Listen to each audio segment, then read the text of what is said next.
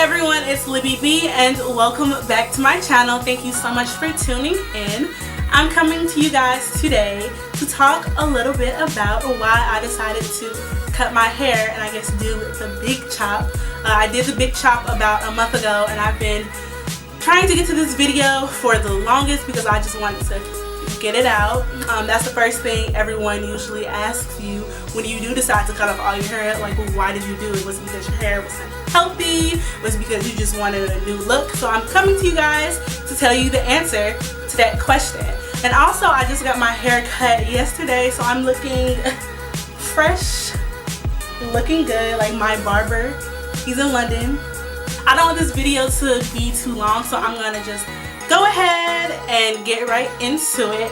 First, by talking a little bit about my hair journey and I guess the history of my hair, and then talking about why I actually decided to do the big chop. So let's get started. So my mom did my hair up until about the 4th grade, right? And after that, after she stopped doing it, I don't really remember why. It was probably just because I was being a brat. And I'm like, Mom, I think this is why. I'm pretty sure. And because I was like, Mom, I just want to do my own hair. Stop touching my hair. I can do it on my own.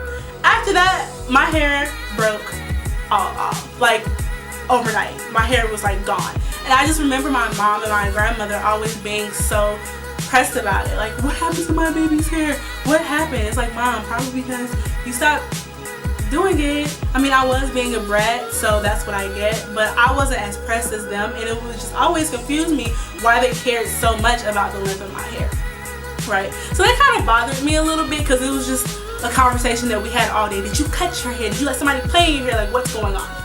So after that, I started going to the hair salon. I think it was like every 2 weeks, and then I got a texturizer. I'm not sure if that's the same thing as a relaxer. I think it might be just like a milder relaxer. I'm not sure. But I got a texturizer and I would get like little mohawks, twisted like buns, perm rod sets and all that. My hair was always cute because I was always, well, that was my speaker, it just turned off. What does that sound? But I would just always have my hair done. In 8th grade, I got my first sew-in, and I loved it. Like, I loved my sew-in because I remember it looked so natural. I had gotten it done for my 8th grade graduation. So I was wearing sew-ins for a little bit, and then over the summer before I went into high school, I convinced my mom to let me cut off my hair, right? When I think back on it, that was a really bad mistake because I was looking like an auntie, like it was a little auntie cut. I had it really short and tapered in the back, and in the front I had like a little side bang, and I would put like red tracks in it and blonde tracks. It was not cute. But those of you guys who knew me freshman year of high school knew that my hair was looking bogus. But I thought I was cute back then. I really did. So I had a relaxer with my shortcut, and I was still going to the hair salon about every 2 weeks to get my hair cut. I would get a relaxer. At this point I had a relaxer, not just a texturizer. But I don't remember how often I got a relaxer, but that shouldn't have been happening in the first place because relaxers are a no-no, and I know that now. So I got tired of that hairstyle. As I do for most hairstyles, I always like changing my hair up. I was like, okay, I think I want to try weaves. But of course, my hair was too short to have a sew-in. So my hairstylist suggested that I get quick weaves. And quick weaves weren't the worst thing in the world because they actually didn't break off my hair. My hair actually grew a lot with quick weaves. So yeah, I was getting quick weaves like with a bang, quick weaves with a middle part, all types of quick weaves. And then as soon as my hair got long enough, I started getting sew-ins. And this was about sophomore year of high school. I remember I used to be just so addicted to weave, right? I used to look up weave on Instagram Instagram, look up hair reviews. I even did a hair review on my own sophomore year of high school. Like, it's on my YouTube channel, but it's on private now because the quality was, you know, not on point. But yeah, at this point I was, I don't know, wearing like Brazilian bundles and like Malaysian bundles, and I had, you know, stepped up from the Remy Pack hair that you get in the beauty supply store. So I was hyped. I was so excited.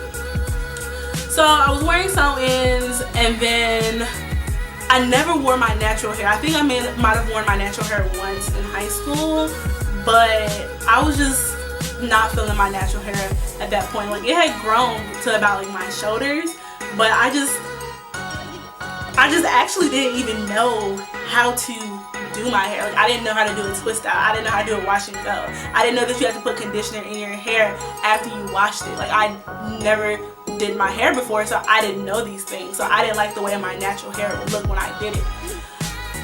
So I get to college, right?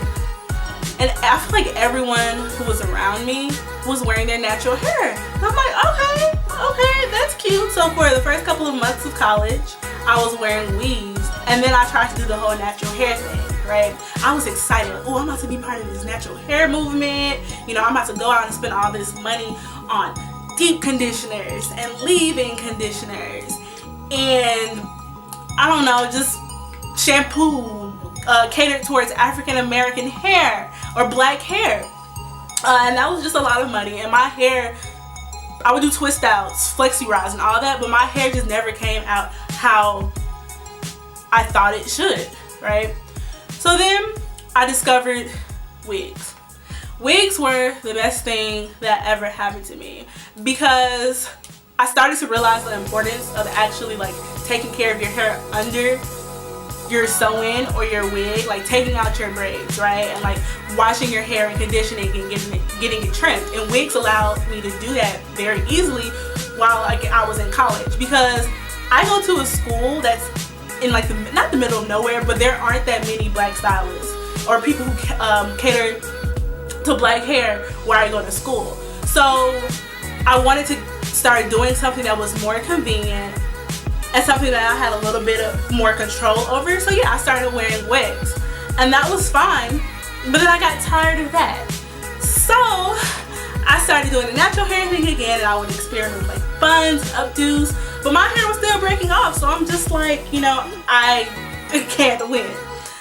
So I'm in London right now, actually. I'm doing a study abroad program. I'll be here for the whole semester.